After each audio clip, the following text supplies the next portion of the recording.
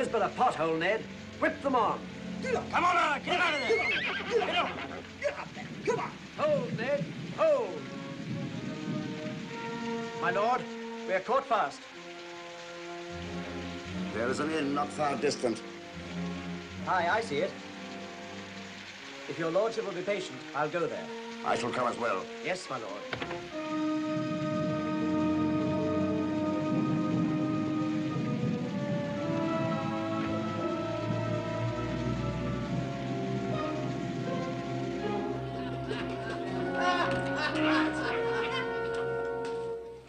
Welcome, my lord.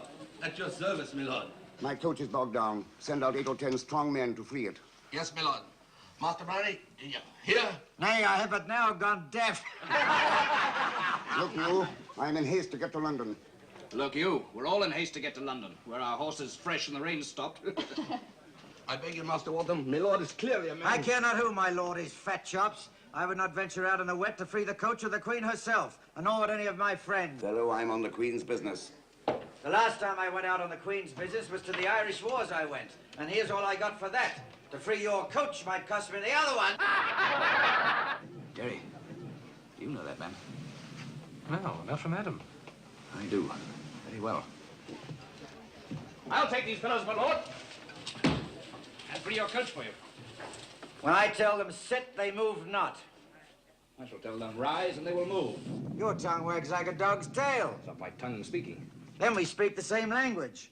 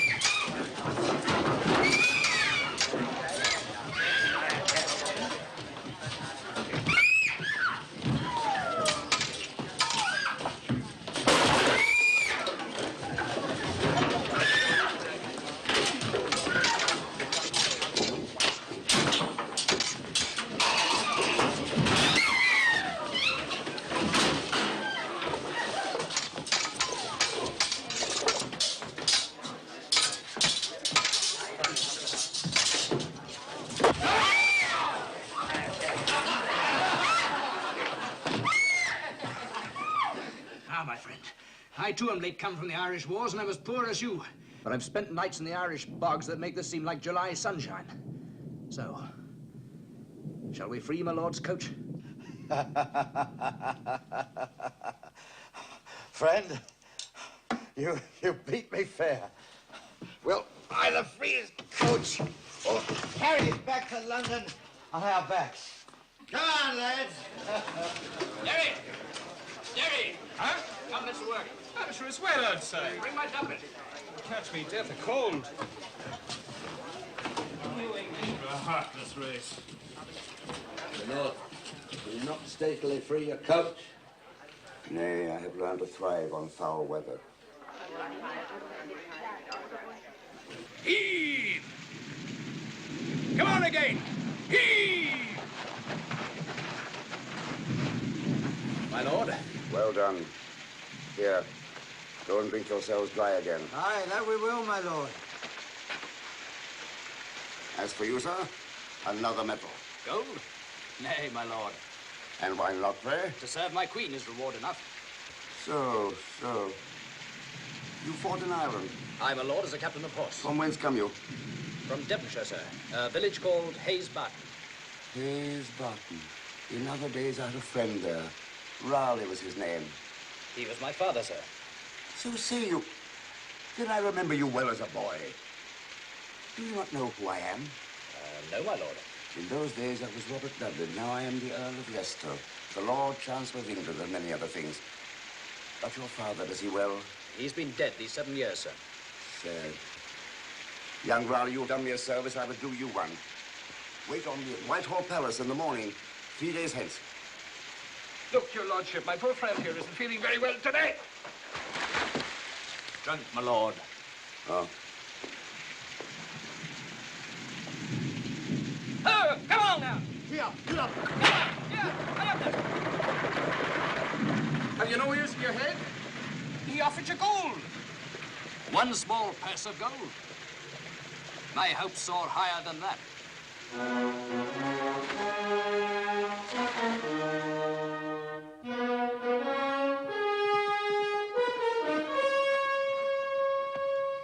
Now, if you should choose to remain in the army, I'm sure something better for you can be found than service as a captain. Nay, my lord. I trust I've done with wars. Something then in the civil government? I've no wish to haunt palaces. What may I do for you, then? Present me to Her Majesty the Queen. To the Queen? I've long had a dream, my lord. To sail to the New World in ships of my own design. I feel the Queen would share that dream. At the inn the other night, you knew who I was, did you not? Aye, my lord. I thought as much. You're clever, Walter. No, sir. But sometimes a man must catch the nearest way. And now, in all honesty, I ask that I may be allowed to tell her my plan for these ships. Perchance it will find favor with her. She's a woman of both whims and wisdom. But the whims are of the moment. The wisdom will endure when you and I are dead. Are those the only clothes you have? If you want, I should be glad. No, sir. I'll accept only what I've asked. Like all Devon men, you're stubborn. Proud, sir. God help your pride, if you should find favor with the Queen. No. No? No. Oh, well, here is a cloak of Flemish velvet, satin-lined, exquisitely embroidered. Value only 8 sovereigns, sir. Look you, Master Tailor, these are cloaks for ordinary men. I have a cloak fit for an emperor, tailored as you have never seen cloak tailored before. A very god amongst cloaks. Such cutting, such workmanship, such imagination of design, Yes. such... Not that one, sir, this one. This one, Master Tailor. No, no, no. That is tailored for a most... Gently, sir, gently. This is tailored for a most important man. He comes to get it tomorrow. It is not for sale. Ah, that becomes me. I fear to touch it myself, lest I harm the thread. Please, I beg of you, sir. The French ambassador will never forgive me. The French ambassador? Yes? It's for him you're making this? Indeed it is, sir. Does it not matter to you that when you deliver this cloak to him, you will be betraying your whole craft, every tailor in London? Betrayed? Do you think that the French ambassador will take this cloak to wear it as it stands when that man has sworn to discredit the entire tailoring trade of London? The French ambassador? Ambassadors. What are they? Paid spies. Do you know what he'll do? He'll set the tailor he keeps with him in secret to work. One shoulder will drop. The hemline will drag. There'll be a strange tarnishing of the gold. Here, you say, here is English tailoring for you. The French The ambassador? French ambassador. The villain, the frog-eating villain. Thank goodness you told me, sir. How much? The price is 20 sovereigns. Well, I hadn't thought of buying it. I just wanted to hire it. Hire Just it? for one day. I'll pay you the price of a lesser cloak. Oh, but you couldn't hire it, sir. Not for blood nor money. Something might happen to it. Is this gratitude to the man who saved you from the wrath of every tailor in London? Yes, but... Oh.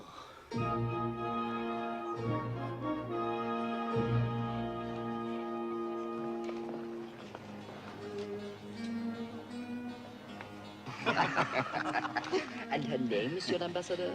Does the gentleman reveal a lady's name? But if you promise not to tell, her name... What do you see? Je ne suis pas certain.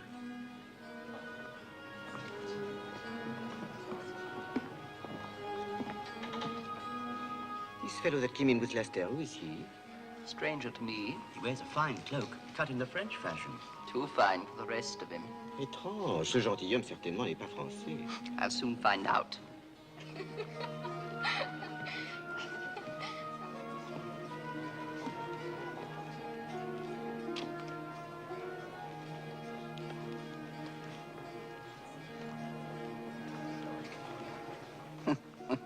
I amuse you, sir. It is the fineness of your cloak. May I ask how you came by it? I took it from the corpse of a fellow I stabbed. He made the mistake of pawing me. My apologies. You washed it well. No, on the contrary, the fellow was bloodless, like yourself. Would you question me further, sir? No further.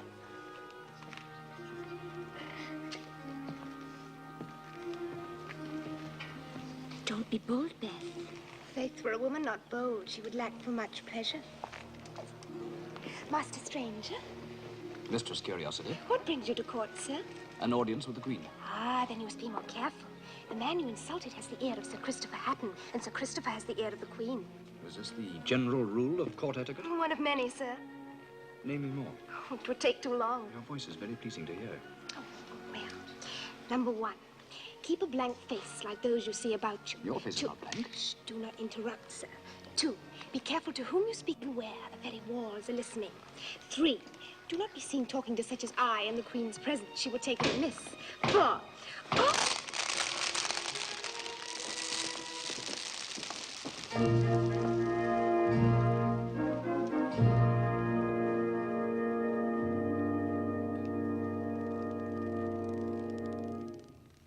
Mistress Throgmorton, is this your pet swine? You have cast pearls before him. Your Majesty. Faith, 'tis no swine, for it speaks. 'Tis a man and a stranger to boot.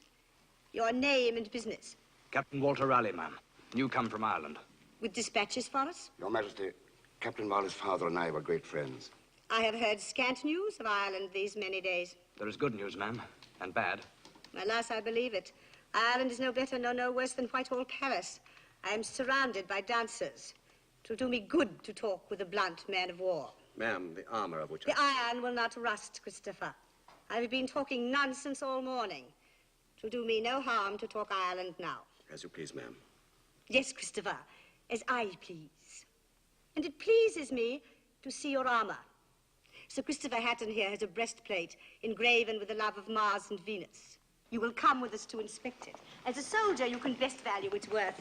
And later, I have been sent fresh fruit and wine from Portugal. Perhaps you will sup with us. Are you fond of armor, Captain? It has saved my life on occasion, ma'am. Spoken like a blunt soldier. And the rest of me blunt soldiers, fight they well in Ireland? Your Englishman always fights well, ma'am. He's half hawk, half vulture. And you, are you half hawk and half vulture? I soar high, but I eat no carrion. Ah, the hawk is a pointed tongue. Did you hear that, Christopher? Aye, ma'am, clearly. Hawks have loud and raucous voices. Would you mellow mine, sir? La, smooth your feathers, Captain. We are all hawks here.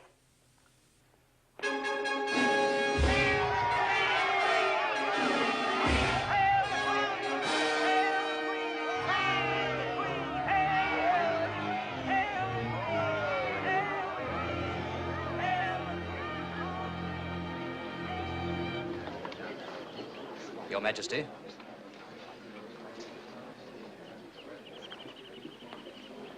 Sir Christopher.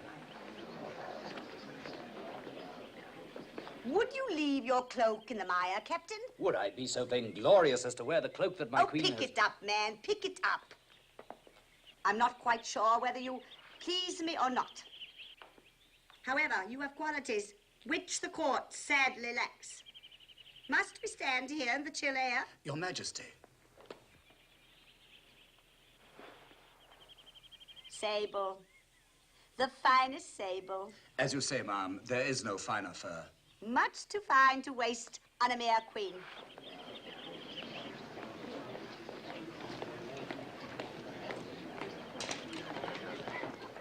Ha ha.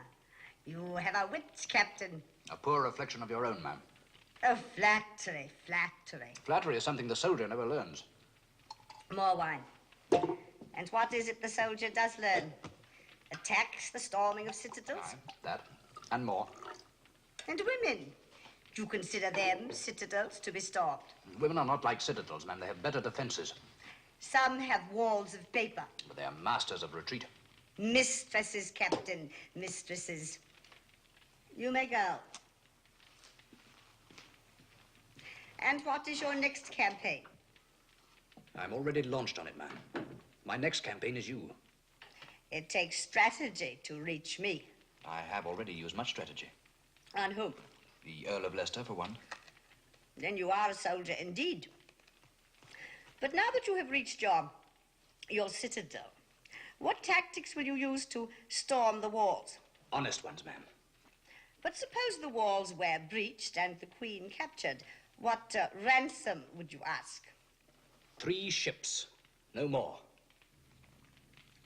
You talk of ships, Captain? Aye, ma'am, and such ships as the world has never seen. We were talking of citadels. Every ship is a citadel. Since first I learned to walk, my life has been in and around them. Citadels? Ships, ma'am. I know more of them than I know of the ways of women. Women? Believe me, ma'am, yes. And I know 100 ways in which they can be improved. Women? Ships, ma'am. I've made my own designs for ships that will skim the waves like gulls, that will outrace anything afloat. I had thought you were a soldier. I am, but a sailor first of all. I would take these ships of mine to the New World with all its riches. I would bring them back heavy with gold and spices. I'd swell the coffers of the realm. Give me these ships, ma'am, and a year in the New World, and before heaven you'll be glad you met with me this day.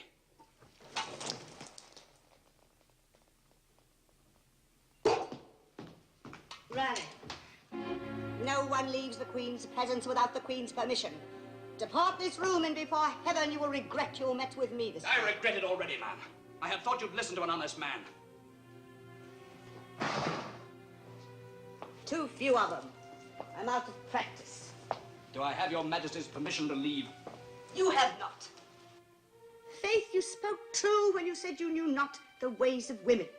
I spoke true in all I said. This is a court and no place to talk truth.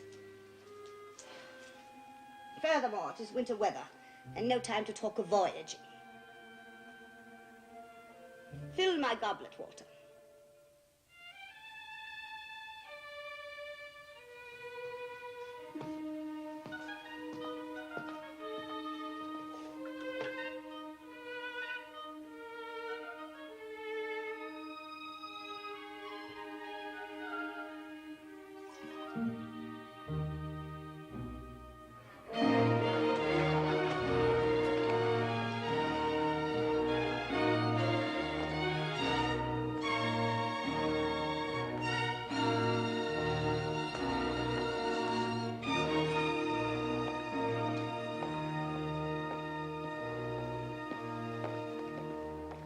Your reign was short, Christopher. I serve my queen as she wills, and I understand her moves.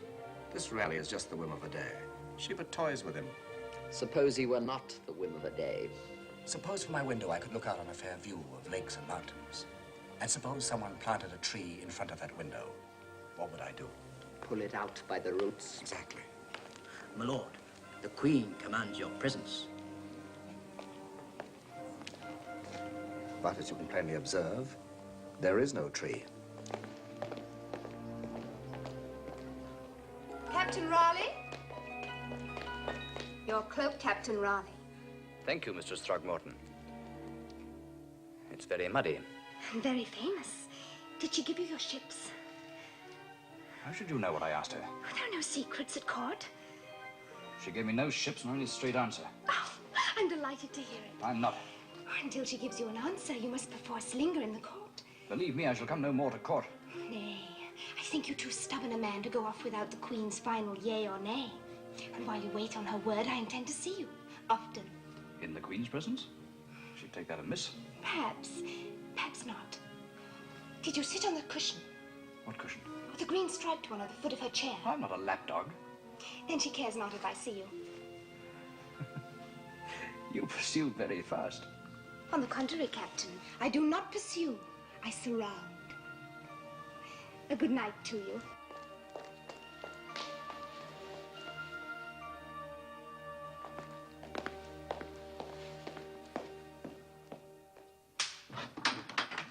Walter, Aye. what's your news? Did you see the Queen? I dined with her, alone. And got your ships? No. Well, speak up, man. What happened? I had a cup of wine flung at me, and I caught a smile. There was talk. Talk like a game of chess with no conclusion. What is a man to think? Oh, never have I seen you like this. I never was like this. Come in. The Earl of Leicester, sir. Lord Leicester. You remember my friend, Lord Derry? His Irish memento of the Irish Wars, I am. Yes, yes.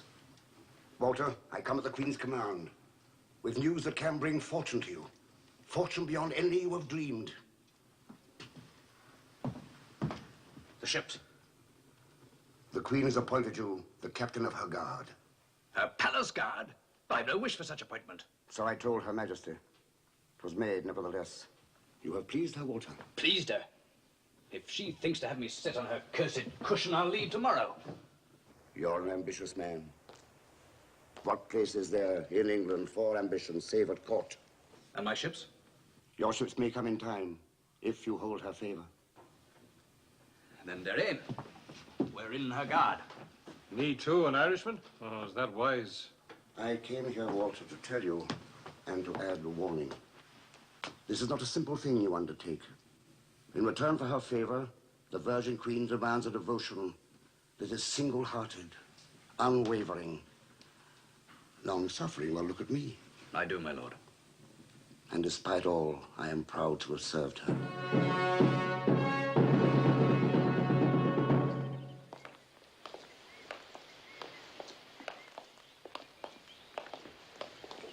How came this? Guardroom scuffle, sir. Corporal, have him in a new doublet by nightfall. Aye, Captain.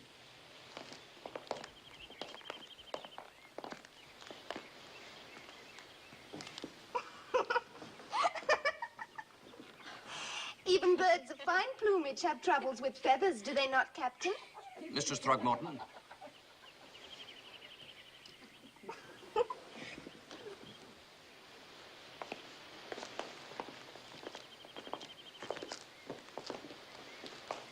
Captain Raleigh? 3 days since, unknown to the court, and now Captain of the Queen's Guard. When red becomes you, though perhaps it serves less purpose than mud-stained blue. I congratulate you, Captain. My thanks, Mistress Throgmorton. And you have no cloak with you. What a pity.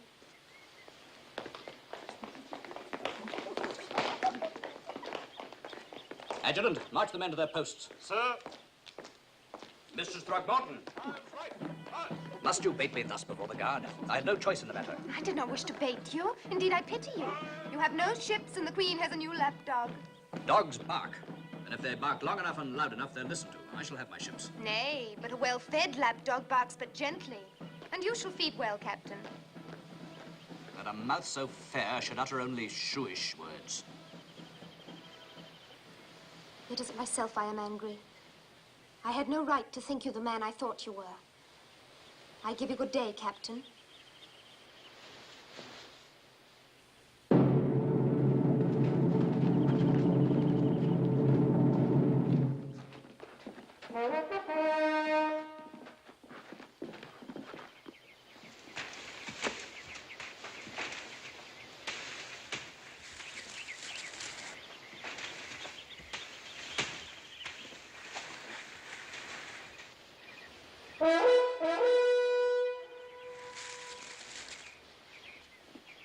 Lead him by a length, ma'am. Now. Too bad, ma'am. A trifle short. Christopher.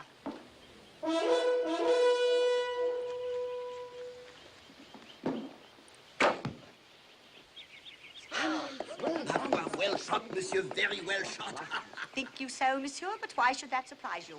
You French have faced our bowmen before and felt their arrows, too. It was a fortunate shot, ma'am. I know your aim, Christopher. You aimed high, didn't you? You always have. Give me another shot. If I may suggest, ma'am, a little more height might not be amiss. Think you so, Christopher? Think you so, Walter? You are your father's daughter, ma'am. Aye, and have no need to aim high.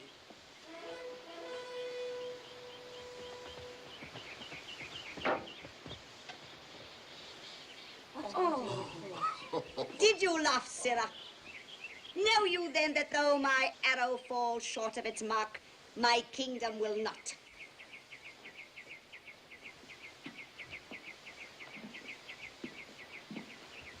I am no Diana, and the sun is hot on my face. Let us all move to a place under the trees. Walter, you go forward and see that all is prepared. The pasties go on that table there, the sweetmeats over there. Now, the Queen's footstool. Now, you, bring it over here. Are you now Minister of the Queen's Comfort? Mistress Throgmorton. Are you now my gadfly? Not your conscience, surely. Do I need a conscience? Not you, sir, not you. Believe me, in whatever I've done, I've not meant to hurt you. You have not hurt me, sir, only yourself. And I soothe no wounds such as yours. Wounds? Of the soul, Captain. I have no such wounds. Ah, but you have a great one. And while you linger in the court, it festers. The gangrene grows in you, Captain, but you cannot feel it. You know wounds, Captain. For a while, with shock, they are painless. And then the hurt begins. And the dying man cries out for water where there is no water, and for aid where there is no aid. You are in the first stage now, and the sight is not a pretty one. My heart is bitter enough. Do not pour gall on it. Heart? Your heart? Where is it? With your ships, perchance, sailing in the grass of the meadow. An invisible heart beating on the deck of an invisible ship. Water? All is prepared, ma'am. It will wait till I am ready. There are too many people about me. Be off, all of you. Dance if you will, but out of my sight for a while. No, Raleigh, not you.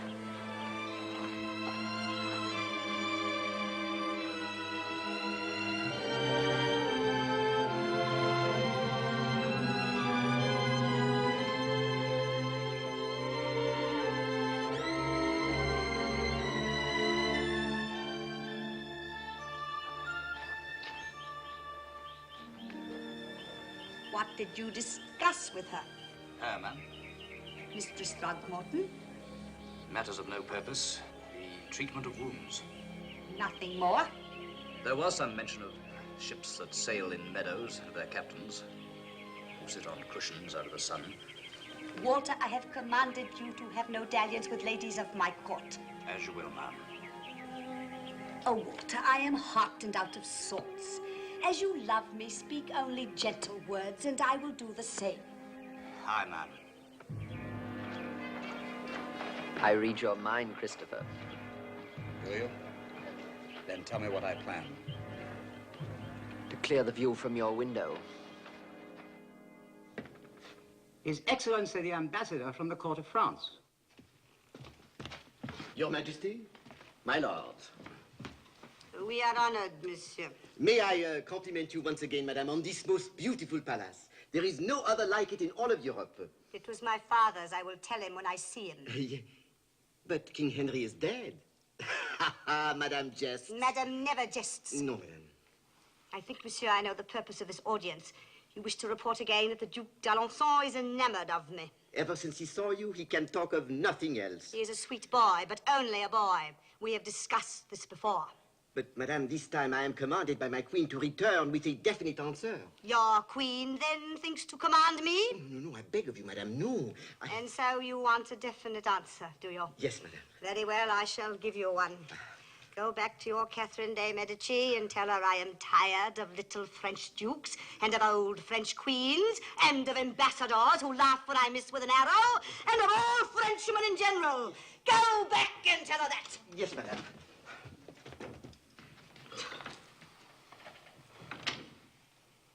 That may not be the best policy, ma'am. It is I who make the policy of this realm. I and I alone. Just as I made you. They think to wed me to that wheat-chin, pasty-nosed, gat-toothed little monster. I have been writing him gentle and loving letters for the past 5 years. And why? To keep France on tenterhooks. To keep France from turning to Spain. That is policy. My policy. And what is to stop France from turning to Spain now? Think you, monsieur, will go galloping off to Calais? No, never, Christopher. He'll be back. 'Twould be worth his head to return to France with a report of this interview. Catherine hates failures. We must still keep her as a friend. States have no friends. It is also true of people, ma'am. Are you friendless, Christopher? I speak not for myself, ma'am, but you. Do you know who your friends are and who are your enemies? I know who my enemies are. All of them, ma'am? Well, enough to last the day out. What you getting at? A rumor has reached my ears, ma'am, that there is an Irish lord in your own guard. And since we are at war with Ireland, who knows but what he plans to murder you? And the name of this Irish lord? Lord Derry, I believe, ma'am. Is this true, Raleigh? There is a Lord Derry in the guard, ma'am, yes. And 'tis said he is Raleigh's friend, brought with him from Ireland. You're most well informed, Sir Christopher. I would discuss that with you in private. With pleasure, sir. Sit down, sir. Nay, Sir Christopher has seen fit to question my honor. Sit down, blast you! What do you mean, adding an Irishman to my god?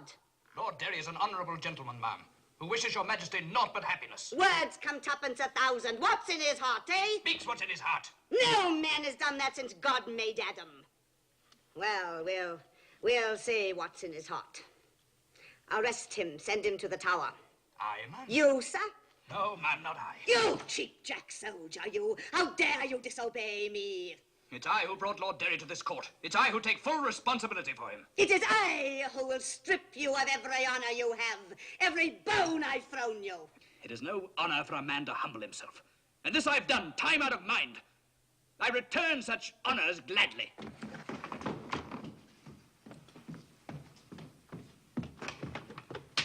Open that door! Raleigh, you were not called here, you came here. And out at elbows dissembling rogue, foul for the Irish wars. And I took pity on you and allowed you to serve me. I wish to serve not you, but England. Then I find myself in an aviary full of tame birds.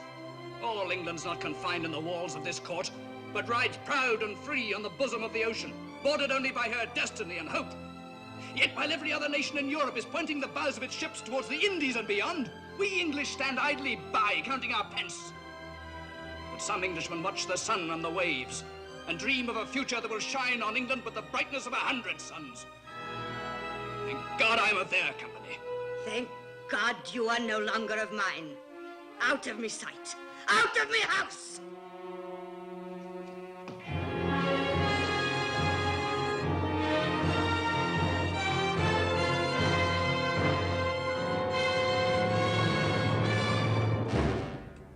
Little men, you know what you were before I made you what you are. Do not gape, sir, or by the rood I'll turn you all out of doors.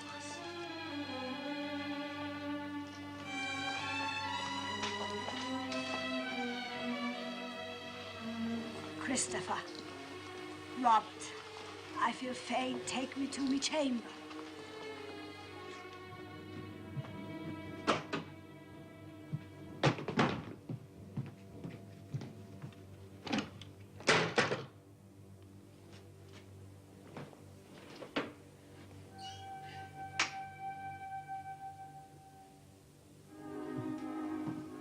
If you've come to whip the Queen's dog more, you'll find he's done being whipped.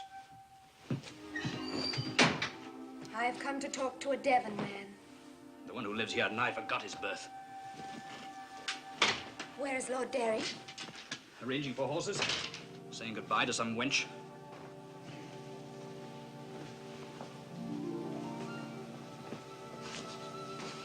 Where will you go? Any direction will lead towards the sea. My house is in Devonshire, near Plymouth. My servants would give you shelter. Have you lost your senses, girl?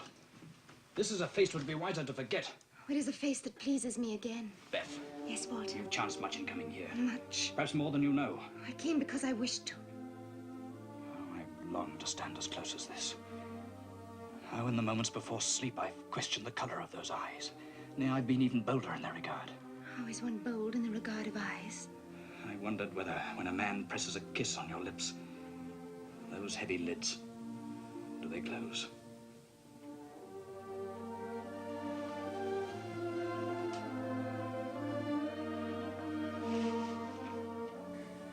Well, did they close? I do not know. There's 9 by the clock, and all is well. 'Tis 9 by the clock, and all is well. Long live the Queen. I must return to the court. Having but found each other, we must lose each other. How much longer must you serve the Queen? 5 years, unless she marries me off. Marries you off? I am her ward. My parents are dead. Oh, Walt, may I not ride with you tonight? Would you? Beth, would you marry me? Now? There's not a church in London would say the words over us. In Queen Mary's day, there were secret marriages aplenty. Wait. Master innkeeper. This is a mad thing we do. I cannot. Anon, sir. Come here and bring the serving wench with you. There's not another lass in England would venture so much. How is to defy the Queen? Was you who taught me. She may object. God will not. Stand here. There's a matter you must witness. I, Walter Raleigh, in the name of God and the Reformed Church of England, take thee unto wife, so God be my witness. I, Elizabeth Throgmorton, in the name of God and the Reformed Church of England, take thee unto a husband, so God be my witness.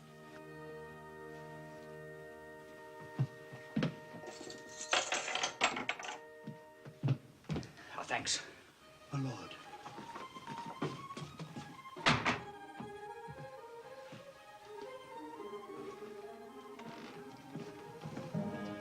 What was all that about? Some kind of a wedding, I suppose. A wedding? Why did you not tell me? I always cry.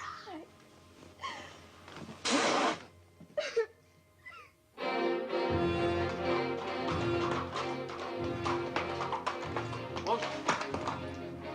Walter. Terry, there's been a change in our plans. We'll need another horse. Another horse? It'll be hard to get this time of night. Terry, we'll have to.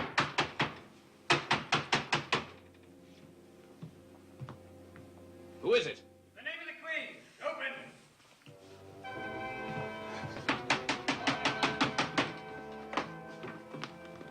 Walter Raleigh, we are commanded by the Queen's Majesty to take you hence.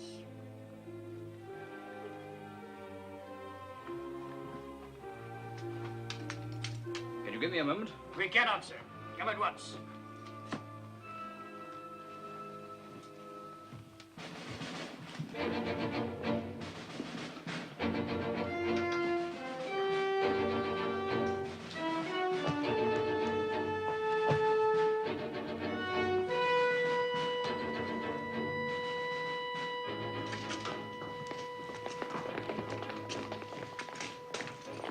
File, stand in. I would have a word with this man. What's happened? There's a lady upstairs. See that she gets safely back to the palace. Captain Raleigh, if you please. File, march.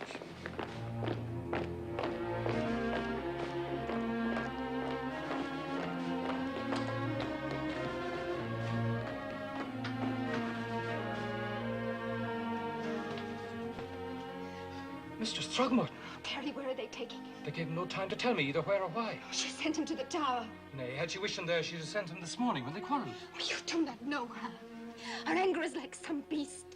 She lets it feed all day and then she sets it free to spring. She'll have his head in. Hold, Mrs. Throgmorton. Nay, Mistress Raleigh. Mistress Raleigh? We were wed this day. I must follow him, find him. It will serve no purpose. I cannot. Well, he does. Do not complicate matters. If the Queen knew that you and Walter were... well, it would be the worse for him. Do as he wishes. Return to the palace. As you wish.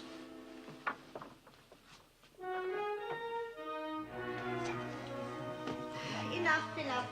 But she must be bled. Have you not mumbled long enough, good doctors? What latest attack have you planned on this frail body? The blood moves sluggishly, ma'am. It is best you be bled, that the strain on the heart be lightened. Then come draw your pint, Master Tapster.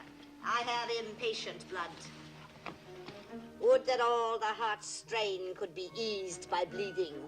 Have they not brought that devil Raleigh here yet? Not yet, Your Majesty. The French ambassador waits outside. Most importunate to see you. I've told him... Bring him in. At such a time? There never was a better. Fetch him.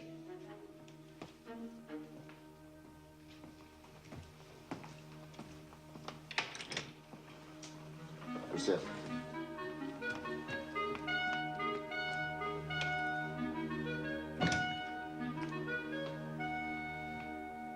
Your Majesty, had I but known, forgive my unforgivable rudeness, I could have knocked my head against the wall. To think that I was the cause of your illness, I could have hanged myself. Aye, man, fie. God made me ill, not you. He is bringing me down by degrees. Look at me. Sick as I am, would you have me wed to that sweet boy? He would be your greatest comfort, madame. Death, monsieur, will be my greatest comfort. Oh, non, madame, ne dites pas des choses pareilles, je vous en prie. We have finished, ma'am. And I am nearly finished, too. Had they saved all the blood they've drawn from me these many years, there'd be a Red Sea in England. Pray rest now, ma'am. Surgeons are alarmed, are they not, my lord? Gravely alarmed. Ah, do not mention the grave. No, monsieur, do not mention. So, monsieur, return to France and tell your queen of my ill health. And tell her when I am well again, if ever, it'll be time then to discuss the ardors of young d'Alençon. Yes, madame. Oh, one thing more, so that Catherine and I may understand each other better. I propose we exchange some members of our courts. If your queen will be so gracious as to send me 4 of her courtiers, I will be most happy to send her 4 of mine. An excellent proposal. Would you wish gentlemen or ladies? It does not matter. No, wait. I will send ladies, there are many here, who would see what is worn in France. Let Catherine send me gentlemen. I will take ship for Calais tonight, Your Majesty. What is in that box? Oh, it is a present I brought you, a sword. I will leave it with the Chamberlain. No, I would see it. It is not worthy of Your Majesty's splendor. Nay, 'tis a beautiful thing. I thank you from my heart. Madame. Au revoir, monsieur. Your Majesty.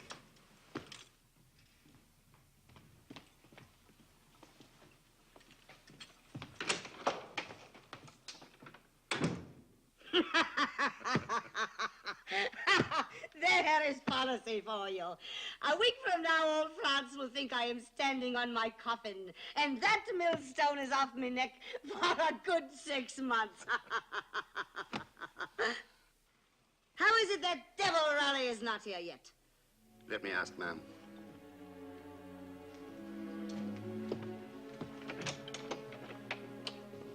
He is here, ma'am.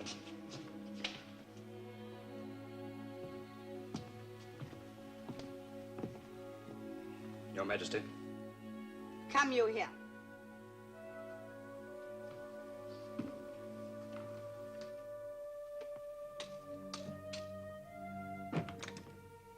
Well?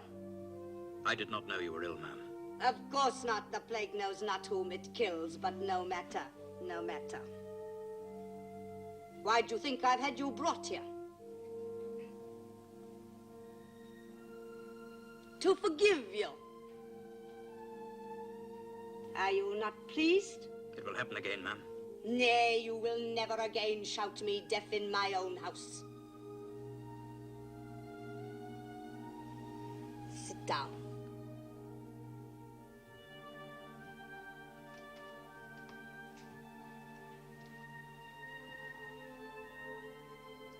How do I look to you, Walter? Do you like me as you see me? I admire the woman, not the wrappings. Admire, you say? Only admire. Walter, we had a quarrel, so we had a quarrel. Now it is over. Hatton should never have accused Lord Derry. His only thought was of my safety. So has mine been. And yet you bring over an Irish cutthroat from the depths of heaven knows what ill-odored bog and make him one of my guard. The rapscallion could have slit my throat. Had he wished that, he would have done it ere now. You sound as though you'd do it yourself. Would you, Walter? Then let it be done. Let it be done. I am the last man on earth would do it, ma'am. Kiss me, Walter.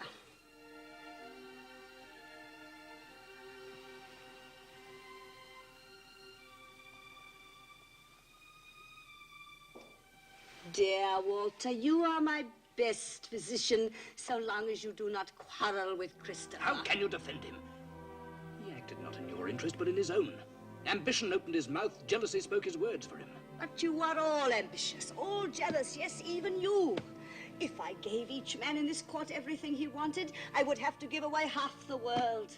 And since half the world is not mine to give, I give away titles, honors, high-sounding, but empty as the air.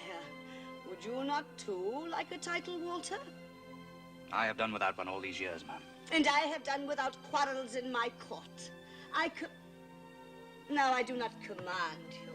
I implore you, no sword play with Christopher. On your oath. It shall be as you say, ma'am. On my oath. That's better.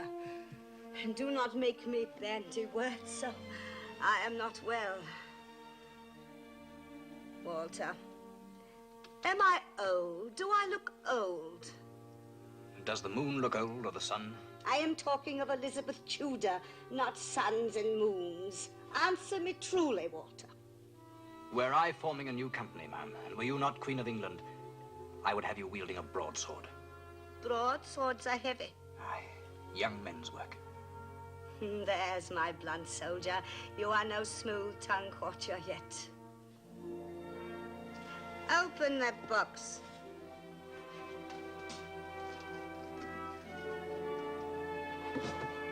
Oh, splendid weapon, ma'am. Take it out. Try it.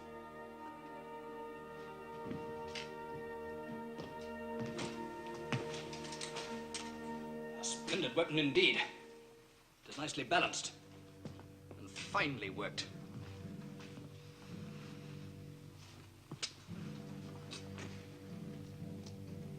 So I shall be in your company. You will have me then, Walter. You shall fight by my side, ma'am. Aye, at your side. But on whom shall I use it? Kneel, Walter. Kneel, ma'am. Would you have my head? More than that, man, more than that. On your knee.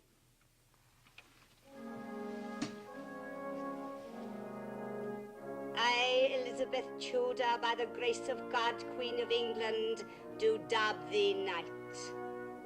Arise, Sir Walter Raleigh. But, ma'am... You are still not pleased. You said yourself, ma'am. Honors are as empty as the air. Aye, so they are. But the words you spoke to me in rage were not. They were honest words and wise ones, and they still ring in my head.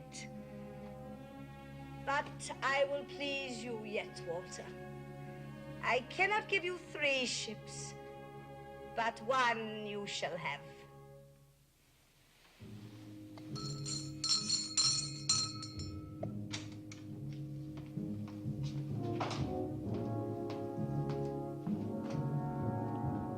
Announce Sir Walter Raleigh to the court.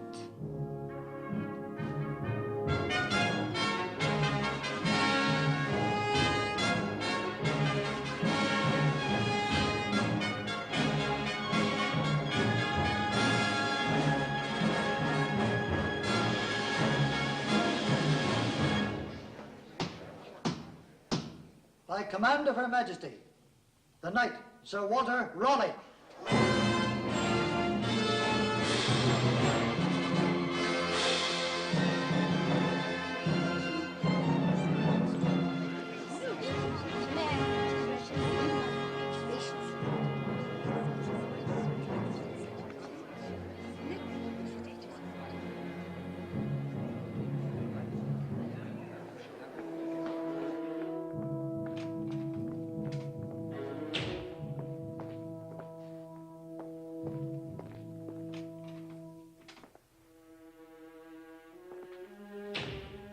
Beth. Well, sir, are you ready to ride now? Beth, listen. She gave me a ship. Only 1 when you asked for 3. Faith, you sell your favors cheaply. Though not as cheaply as I. These are strange words from my wife. Your wife? And did you defy her again? Did you tell her we were wed? Beth, she's ill. I could not defy her on her sickbed. I'm not your wife. I'm the shadow of a wife. A woman cozened into a travesty of marriage. The marriage is a true one. How can such a master of guile speak of truth? How did you soften her?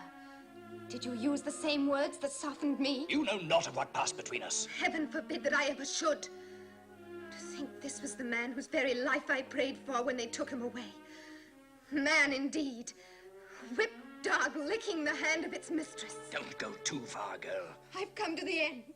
You have your ships, but you no longer have me. Take yourself off, sire. Curse you I will, and never see you more.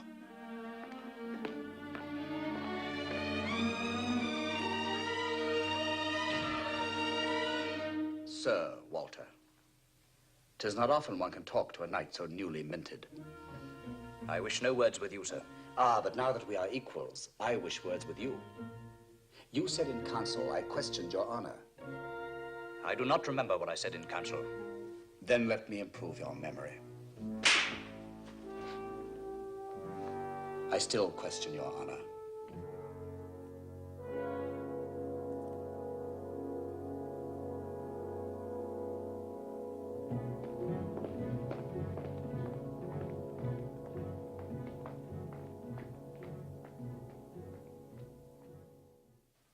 This day, Sir Walter Raleigh sets forth for Plymouth, O merciful God.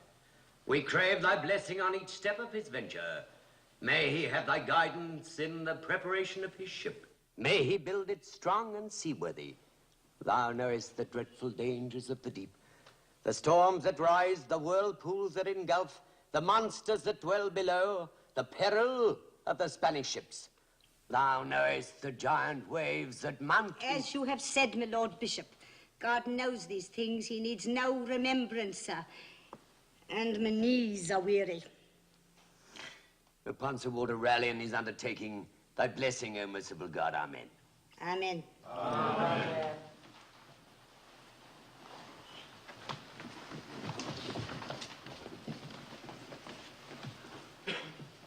Walter. The time has come to make my adieu, madame. Your dream is a dream no longer, and yet you seem to show no joy. I have much on my mind, ma'am. I've seen the plans of the Golden Falcon. There are many changes to be made in her. How long will it be in the making? 6 weeks at least. And then the sea, the storms, and the months of voyaging.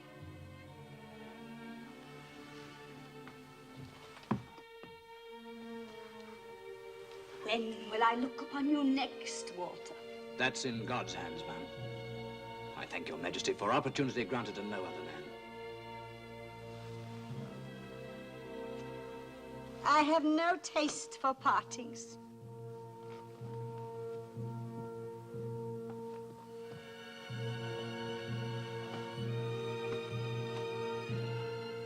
You have given me much joy, ma'am.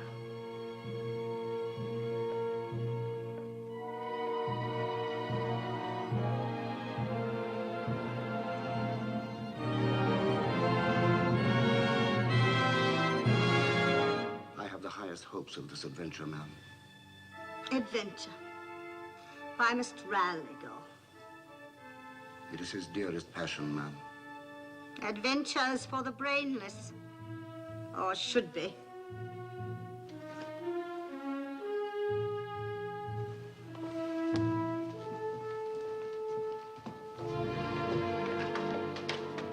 Mr. Throgmorton?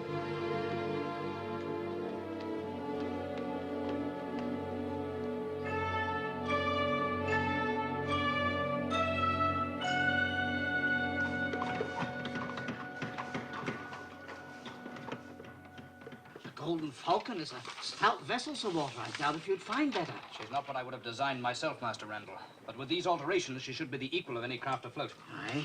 First, the rigging.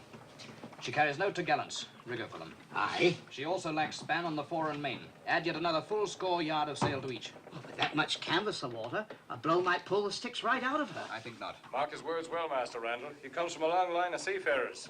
When Noah brought the animals into the ark, there were 2 Raleighs among them. Now, as to the gun ports, I want 14 abeam. And add space for a pair of forechasers as well. Aye, sir. Our passions are most like to floods and streams. The shallow murmur, but the deep are dumb. So when affections yield discourse, it seems the bottom is but shallow whence they come. They that are rich in words must needs discover that they are poor in that which makes a lover. You know the poem, ma'am? Aye. But the volume was just this day published. Sir Walter wrote the poem in my presence. Sir Walter, a poet? I did not know. I am aware of many things about Sir Walter that are not common knowledge. He has a delicate touch with the line. 'Tis a pity he will soon be at sea and with no more time to write verses. Do not sigh, Christopher. There can be no funeral without a corpse. Ma'am? Sir Walter will not sail. He will return here to be with me. Take care how you treat your queen's possessions, Mr. Throgmorton. I'm sorry, ma'am. Are you well? Your face looks drawn. Quite well, thank you, ma'am. I had been told you fainted in chapel Sunday last. It was nothing, ma'am. True, Christopher. I toyed with the idea of letting Sir Walter go voyaging off. But I missed the rogue. He tests me mettle. Is he aware of this change in fortune, ma'am? He will be, by degrees. I, Sir Walter, will remain here with me. But there are others who will go. Ma'am? Fear not, Christopher. It is of the ladies I speak. I am sending you all to the French court. Oh, Your Majesty. To serve Catherine de Medici. For how long, ma'am? Oh, for 2 years at least, perhaps more. Should Catherine wish to keep you. Aye, soon all me pretty birds will have flown.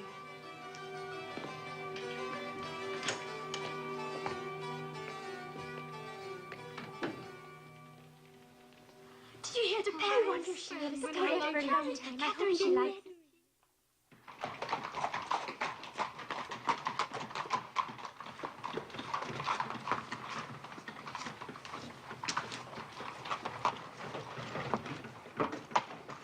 Ease the strain on that mainstay. 'Tis overtaut. Aye, master. Ah, Captain.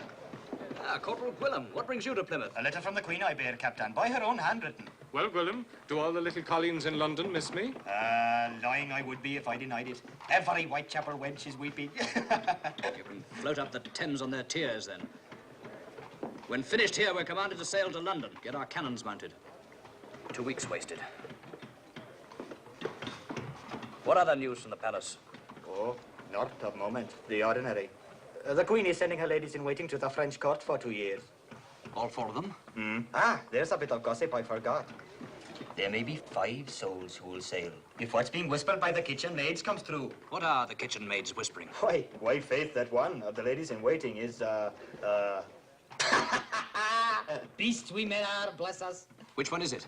I was told, but the name escapes me. A poor memory for names I have. Does the Queen not know? Not as yet, Captain dear. But you can no more keep a secret in the court, man, than you can stop the rain from falling. And dark will the poor lass's day be when her secret reaches the ears of the Queen. Are they all still at the palace? Oh, off to their homes they've gone, to bid their families goodbye. A good week ago it was, as I remember. Well, if you too have troubles, drink them away with this. Ah, thank you, Captain Bach. I will find troubles I did not know I had.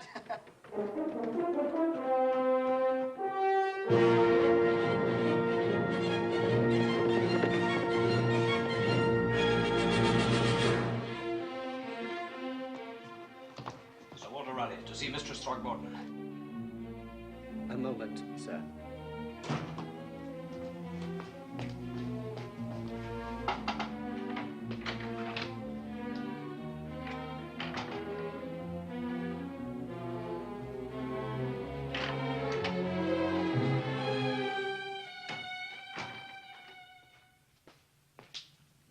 Sorry, sir. Mistress Throgmorton refuses to see you.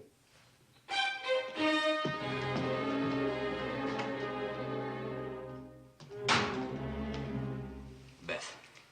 I said I did not wish to see you. Dame Bragg instructed me in manners. Clearly you had no such teaching. Please go. Should the Queen know you had ridden here, it would do your plans no good. It is said that you ladies of the court are being sent off to France. Such is the Queen's command. Be off, please. Is Mistress Throgmorton all prepared to sail? But she's not going. You choose to disobey the Queen? Yes. I am weary of court. It is no concern of yours. Leave us. Leave us!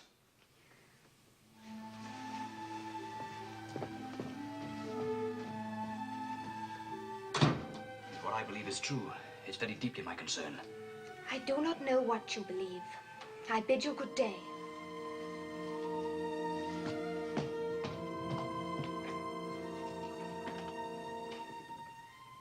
Court gossip says you're with child. So the tongues have begun to clatter. Let them. Is it true? Does the Queen's favorite wish reassurance that he will not be involved? I give it gladly. Is that what you think is my concern? I am not a betrayed milkmaid, whining for help, begging for pity. Your name will never cross my lips. Beth. Beth, I've never loved you more than I do at this moment. Do not speak again of love. I shall never stop with you. Nay, go your own way. You owe me nothing. We owe each other everything. Our love, our child, the rest of our lives together. Before God, girl, you'll do nothing more alone.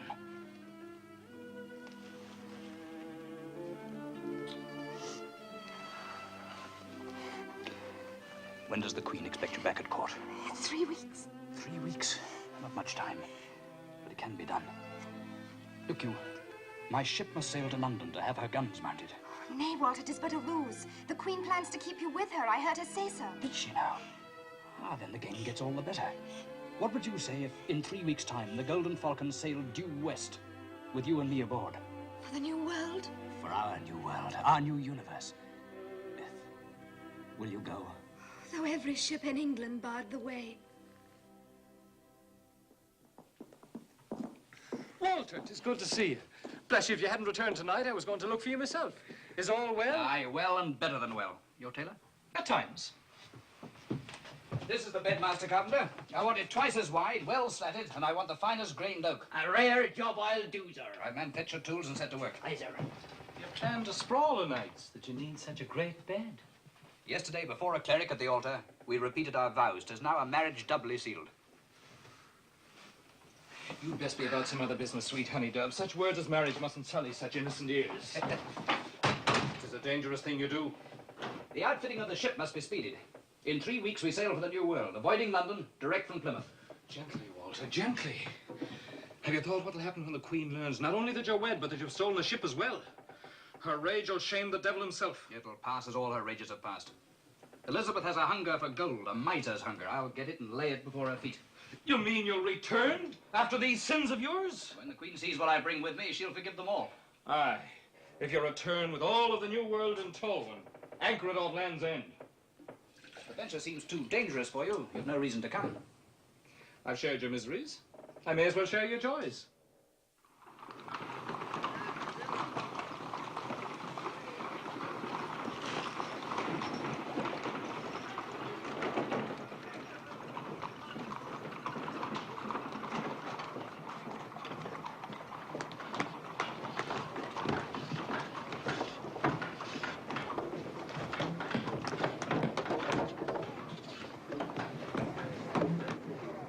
Your men have surpassed themselves, Master Randall. I have kept them mopping. Did you arrange about the water They'll cars? be ready in 10 days at the latest. Yes, sir. There's a powder pigeon from court waiting for you in your cabin. Thank you, Master Randall. Yes, sir.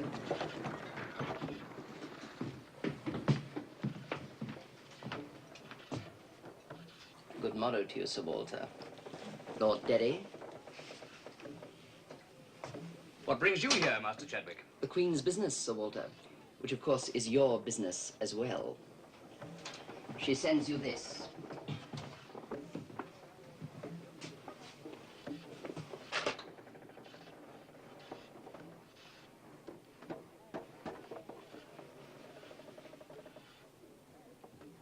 Am I to wear it? Nay, there is a letter too.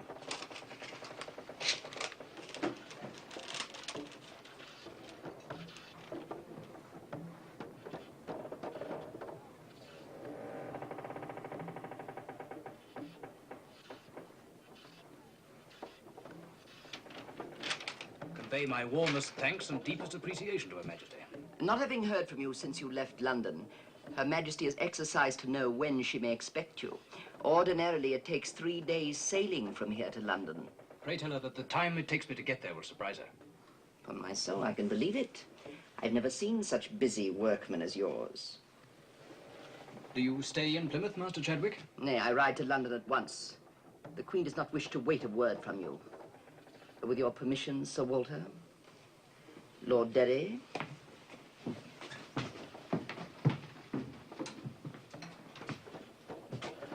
you think you noticed the bed? By the time aught can come of it, we shall have been long at sea.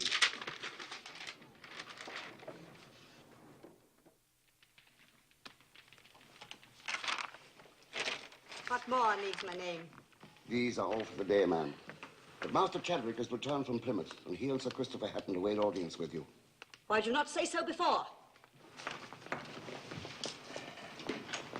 Remain where you are, ladies. I can find me own way about me own house.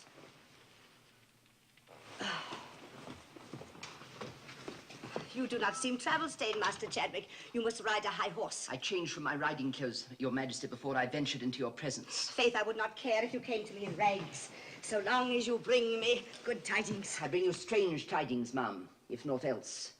Gave you Sir Walter my scarf and my letter? Aye, ma'am. And he took the scarf and read the letter and told me to thank you. And he sent no letter to me? Nay, ma'am, though when I asked him when he would be in London, he replied that the time it would take him to get here would be a surprise to you. Ah, then he is in haste to return. What is strange in that? He is in greater haste than any man ever was before. A most unhealthy haste, Your Majesty. Chadwick tells me that he is working his men as though each had 4 arms.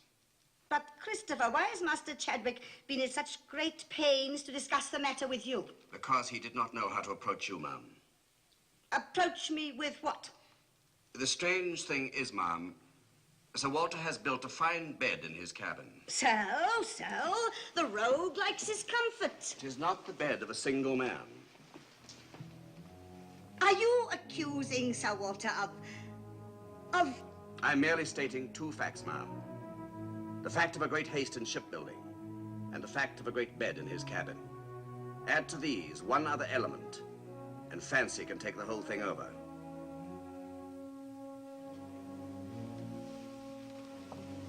What other element?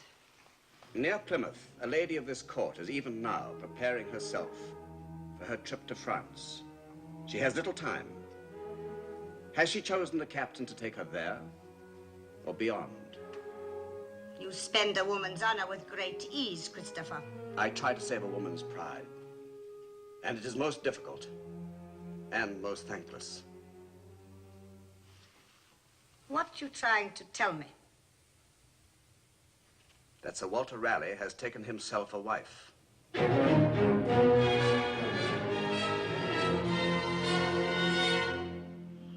All the devils do not dwell in darkness, do they, Christopher? Nay, ma'am. Some of them bask in ocean sunlight and call themselves Devon men.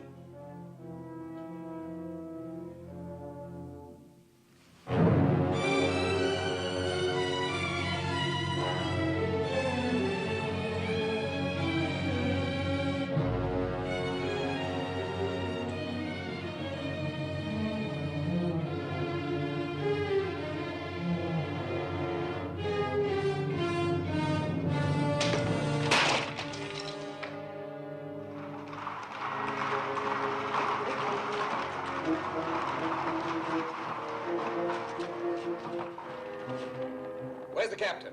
The captain of the ship or the captain of the guard, sir? Captain of the ship. Make haste, sailor. Aye, sir.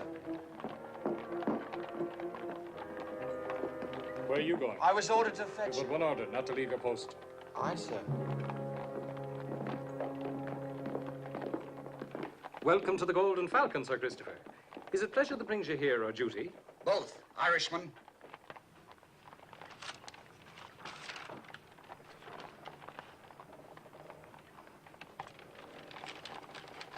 I'll inform Sir Walter of your presence.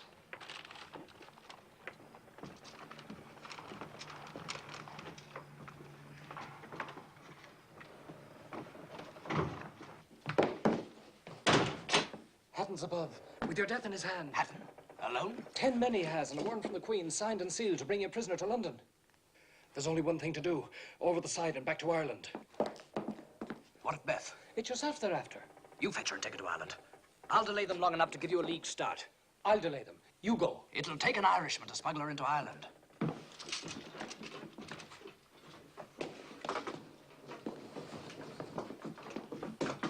Make haste. I know not how long I can hold them.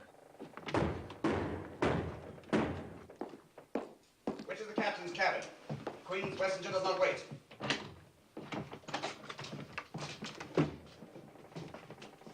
Lord Berry came with some silly jest. I threw him out of my cabin. Would you call this a jest, sir?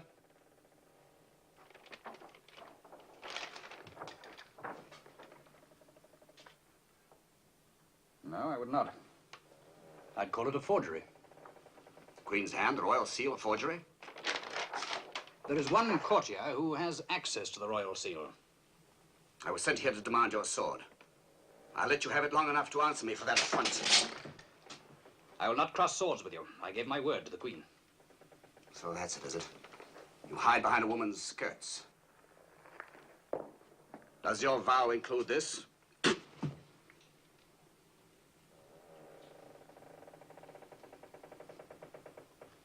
5 men to back you. You're very brave.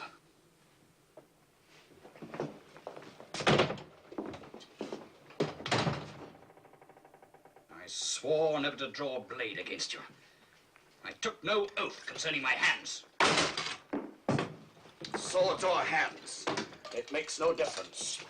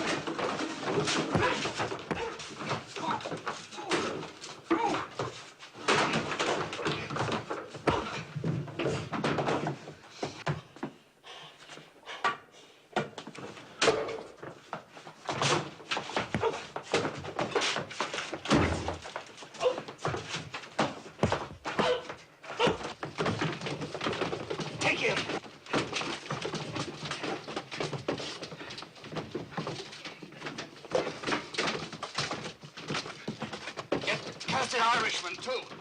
Search the ship. If he's not aboard, search Plymouth and all the highways.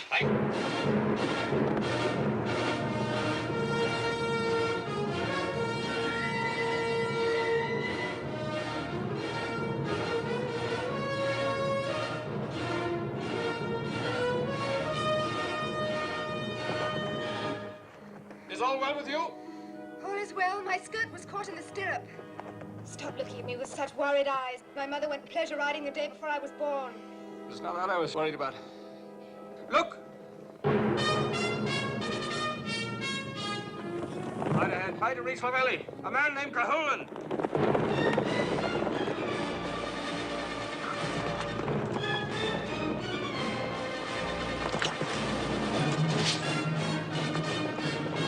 Catch the girl!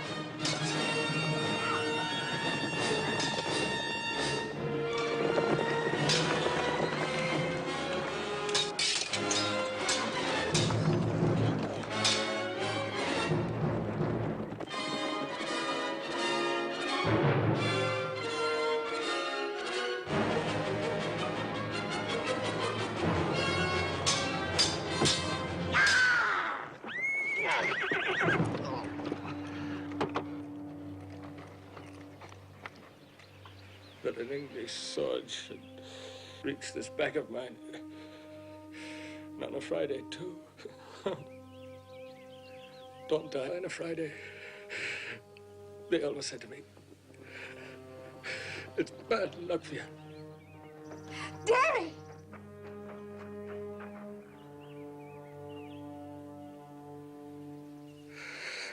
My luck's not so bad. The sun's shining. The beauty herself bending over me.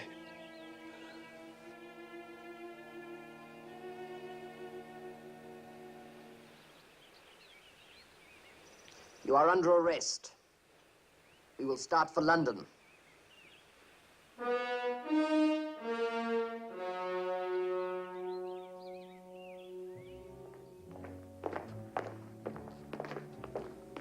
We have taken the Throgmorton minks. Inform Lord Christopher Hatton. He rests at Lambeth this night. Lord Leicester. Beth, child. They've killed Derry. What of my husband? He is in the tower and condemned to die. I have reasoned with the Queen as best I could. I've enlisted the help of Canterbury and of the Duke, your uncle. What can I do? Nothing. Sleep. Try to be strong for tomorrow. Pray. In prayer lies all your hope.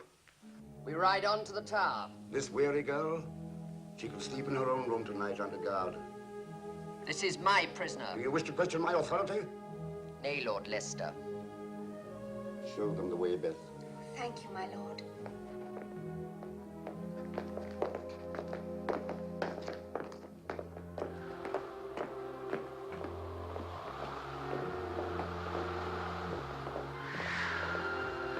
Flint and steel, quickly.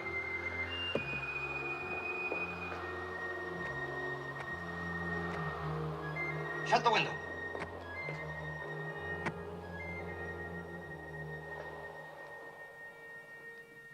Where is she?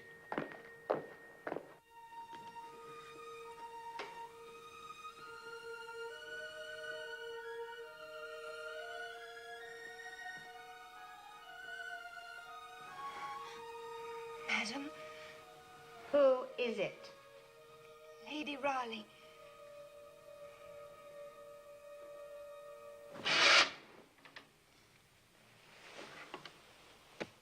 You come to plead your husband's life? Is your Majesty all right? It was feared that... There is no cause for fear. Close the door. Your husband is a traitor, Lady Raleigh. By his own admission, he planned to take a ship of mine, to sail it forth. He meant to use it for your Majesty's own purposes. Is the taking of a ship, in truth, the treachery with which he is to pay with his life? You mean I take his head because you took his heart? Though that were treachery, too, on both your parts. His dirty little lovemaking with a girl who owed me loyalty. Is that reason enough for a man to die? It is reason enough for two to die, Raleigh and his wench. We have hired a new Flemish headsman from Rotterdam. He'll be here by Wednesday next. Even the Queen of England cannot send me to that death on Wednesday next. You will have to wait some months, Your Majesty. Such is the law. Some months? What nonsense is this? 2 are past, 7 are yet to go. It is a law older than the rule of the Tudors. So you plead your belly. If you kill Walter Raleigh, you rob an English subject of a father. And why do you do this wrong to a child? From jealousy. Is that worthy of the Queen's Majesty? Jealousy. You have been my lady in waiting. You have drawn these bed hangings every night. Bring that light, girl.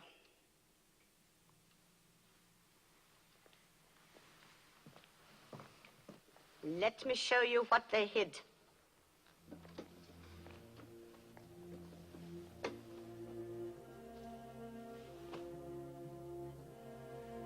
"20 years since a fever took my hair. Do you think I've ever put myself on the lists against pretty faces and empty heads? I am Elizabeth Tudor. Men have loved me. Not with the dandling love you toss a white kitten, but men have loved me because I struck sparks from their minds. I matched spirit with spirit. Walter Raleigh was one. But it is I who carry his child. Be very proud. When I was 18, my physicians told me I could never bear a child. I am glad. England was child enough for me.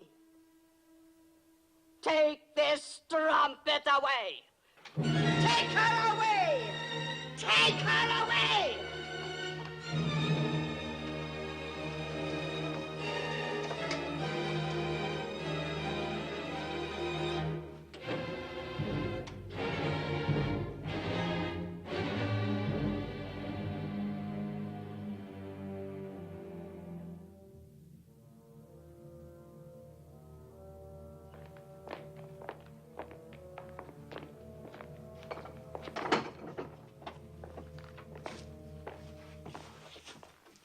Sir Walter Raleigh, Her Majesty the Queen. Rise. I want to look straight in your eyes. The eyes of a man who fawned upon me, wheedled the ship from me. Between the kisses he was wheedling from one of my wenches. Did she sometimes stand behind me, Walter, and look love upon you, whilst you prated to me about topgallants and mizzenmasts? That she did not, I swear. Nor could I have seen her. 'Twill seem strange to you now, but 'tis true. Always I was blinded with the fascination of the Queen's Majesty. The fascination of the Queen's treasury? I could ill afford to give you a ship. She cost me half a gain more than you said. You could afford a dozen like it, ma'am. And do so, I beg you. What's it to you, man? You'll be dead. The ship won't be. The fairest yet to ride on water. There's a navigator aboard. His name is Barlow. Let him sail her. He has the feel of her at his fingertips. He'll bring back the wealth that I would have brought you. He'll claim that share of the world this little island needs. I had thought to find you thinking only of Beth Throgmorton. Lady Raleigh has but one chance of your forgiveness, as has the child. A cargo of gold such as has never been seen before. With that in your pocket, you'll forget a dead man whose eye wandered. Ah! May I see her, ma'am? Before they lead me down to the parting place? No, I'll not pander for you. I'll see the child is properly cared for. And Beth? Oh, that look. That tender look. Once she's had her brat, she'll follow you. The axe will still be sharp. You have often bade me leave your presence. I bid you now to leave mine. On what authority? Dead men have authority, and I am one.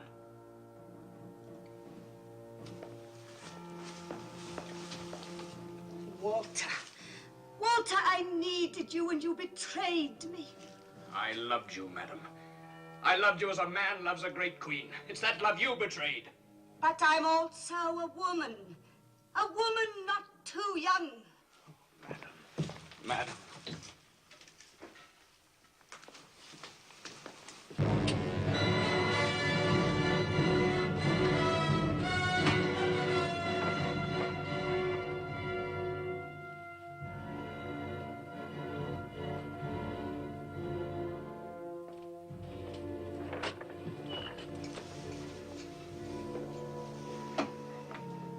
I will not be served by underlings. You shall sail the ship yourself. Aye. This does not mean I forgive you nor the slut you married. I want the world you promise me. And I don't want to dream of a brat crying as I dreamt last night. I was once a brat crying because of the headsman's axe.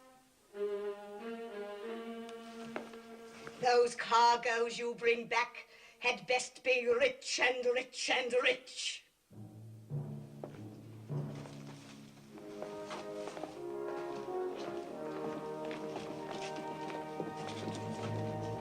Long live Elizabeth.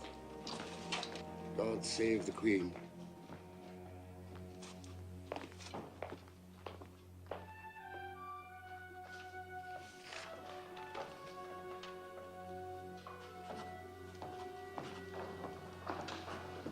I am not done yet, nor will I be an hour hence. The Golden Falcon's starting down the Thames, ma'am. I had not thought her nailed to the wharf. Come look. I have seen ships before. Something about this ship might please you, ma'am.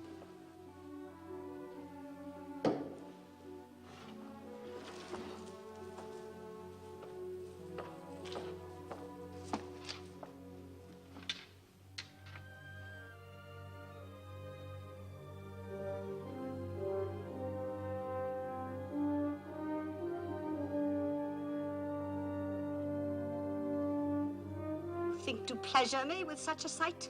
Raise the glass higher, ma'am.